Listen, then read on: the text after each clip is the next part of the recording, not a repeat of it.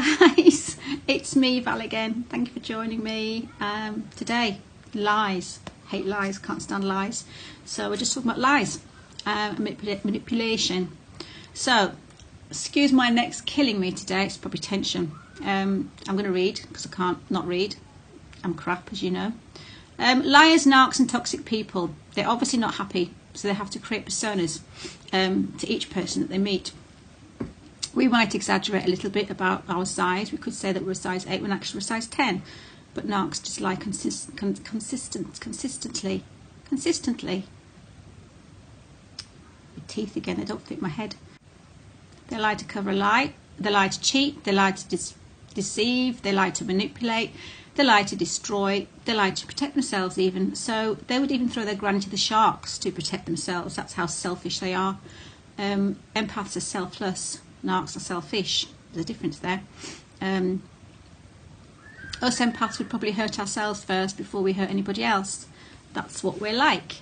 But they completely make up lies to manipulate, cheat and ruin another person's worth. They're just selfish, and they'll just cover their arse and they'll throw other people under the bus. As we know, narcissists create their own personas. They want to impress everyone that's in front of them. They're like chameleons. They will mould themselves into the person that their victim wants them to be, in a way. They will mould themselves so the person will open up, relate and trust to them, and then they're just in a trap. We're empaths, and we are who we are. We don't need to pretend to be anybody else. We have our faults, but we don't lie to impress. Narcs, they use lies like an armour. Truth's a weakness to the narc. So they have to have an armour of lies to cover up themselves. They create scripts. They can be who they want to be in their own play. They can control the actors with lies and manipulation. Maybe this is why narcs don't date narcs, because they both wear the armour of lies, and you can't get through the manipulation and the lies to find out who the real person is. Empaths wear their truth on their sleeve, their heart on their sleeve. We are open, we're honest, and we don't hide who we are. So we're easy to manipulate. Narcs wear an armour of lies. You'll never know who they are, so you can never hurt them because you don't know what the true part of them is. White lies is kind of to get through life without hurting people, really. Well, white lies where you might ask somebody, "Oh, do you like my new purple dress?" They might say, "Well, I like the blue one better." It's kind of a lie because they don't actually think you look nice. They probably think you look like a big fat purple cow, but they're not going to say that, are they? Nope. You ask the same question to a narc and they'll go, "Oh, whatever I say, you'll probably just get mad. Because everything I say, you'll get mad. You always do. I can't say anything without you getting annoyed. If I say the truth, you'll get annoyed. If I lie, you'll probably get mad that I've lied. You're always accusing me of lying. I can't win. Basically, you wear what you want to wear. It doesn't matter to me. I'll only get in trouble whatever I say. If you weren't so insecure, just wear what you want to do and stop asking me all the time." There you go. You've got project, devalue. You've got playing the victim. You've got everything all in one sentence there. Future faking, that's another lie. Making future plans with a toxic person. The toxic person has no intention at all of keeping them. It's like my ex-boyfriend Stumpy, who I do miss talking about. Bless Stumpy my arse. He would lie and say, "Oh, I can't wait to take you to all these lovely big parties and celebrity parties and show you off." Never got round to them. Every time a party came up, he cancelled because he was working. Or "I'm going to take you to Paris." Not that he said that, but somebody says, "I want to take you to Paris next year." It's future faking. My somatic future faked about having a key for the front door. Oh, you can have a key for the front door and you can come and go when you please. Future faking. You never got me a key at all. Not bad. They'll just basically tell you kind of future things to make you believe that there's a future. And if you believe there's a future, you believe that they love you. Otherwise, they wouldn't want a future with you. So basically, while we're chasing that carrot that we're never going to reach, they're too busy devaluing us and to kind of like deceiving and lying, manipulating us, and we don't even see it because we're just too busy thinking about, oh, what a lovely future we're going to have. Keep an eye out for anyone who commits too soon as well. That's weird. You don't want to do that. If somebody wants a future forever with you, they'll be patient. So just don't. If somebody wants to commit so soon, move in together so soon, just hold it. There's no rush. Just hold it back. It's not going to be. There's no point in rushing anything because you just don't know if they're an arc or not. Bold-faced lie. Honestly, I had a lot of bold-faced lies from my somatic narcissist, the last one I did videos on. They'll literally lie for anything.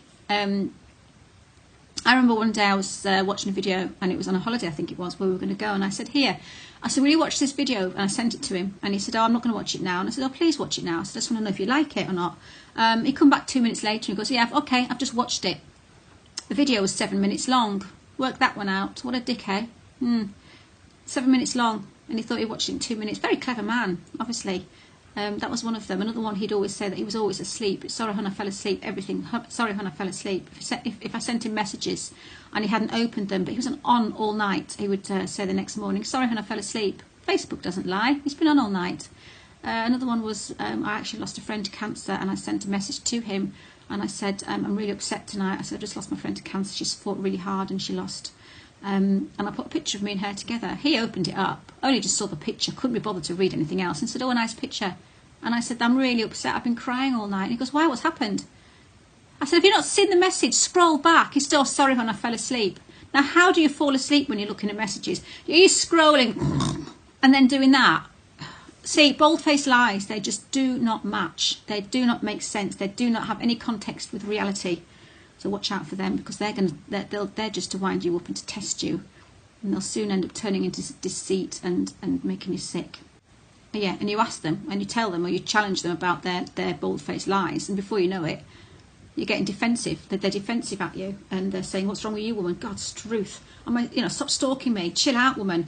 That's all you get. Again, I said before in another video, if they're defensive, they're lying, and no honest person would be, in fact, no honest person would lie for you to tackle them, for them to be defensive. So if anyone is defensive, I'd say 99% of the time, they're lying.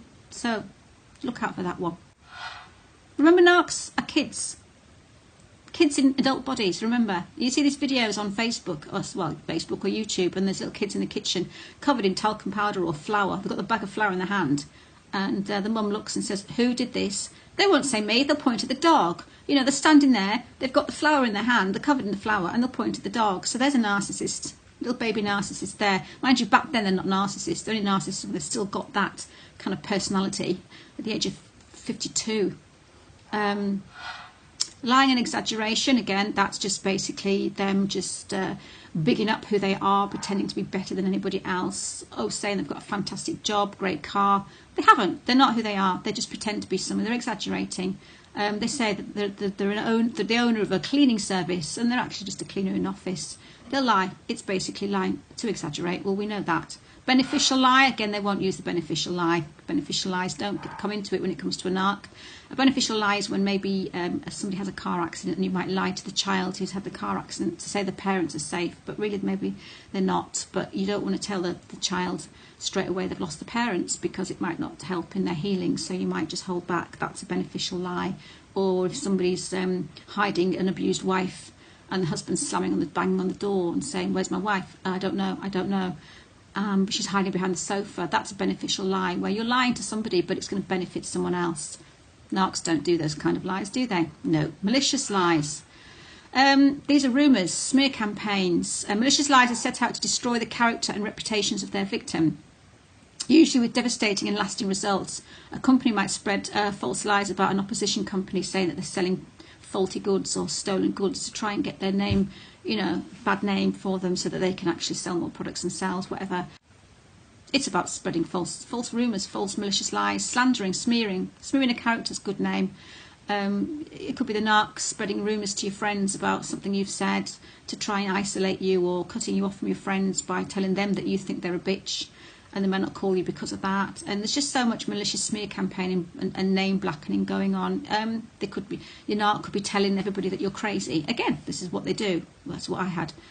So that they actually avoid you, and anything you say after that, you're crazy, so they won't believe you. Smear campaign.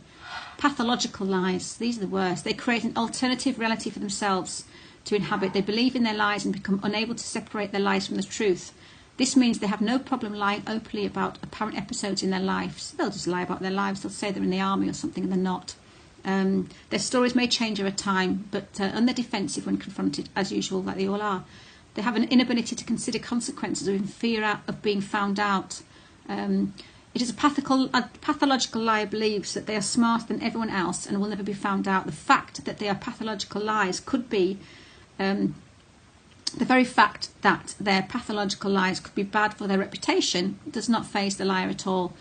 Guilt, shame or regret does not affect the liar. Consequences also do not seem to affect the pathological liar. So when I was on holiday recently, pathological liar was really making my life hard. The guy that owned the apartment, he didn't realise, well, he probably did, but he was too busy being spiteful. So I gave him a bad name. I've written a review, hasn't gone up yet, but they don't realise that if they were nice to you, you wouldn't give them a bad name. But they lie, they twist, and they drive you crazy. So they don't learn. They're too busy being spiteful to put their own business or their own family or their own granny first. Compulsive liar, again, these are people who just cannot. Compulsive, so it speaks for itself. They lie out of habit. They lie. Are you responding to questions? Every question they'll lie. Compulsive liars bend the truth about everything, large and small. For a compulsive liar, telling the truth is very awkward and uncomfortable, while lying tends to feels right. They're not really manipulative or cunning. They just lie. So they could go out for a meal, they can go and eat in Kentucky Fried Chicken, yet they'll come home and say, I've just had a meal in McDonald's. It's just, they just can't help themselves. It's actually uncomfortable for them. It's uncomfortable for them to tell the truth. Like it's uncomfortable for us to lie, it's uncomfortable for them to tell the truth.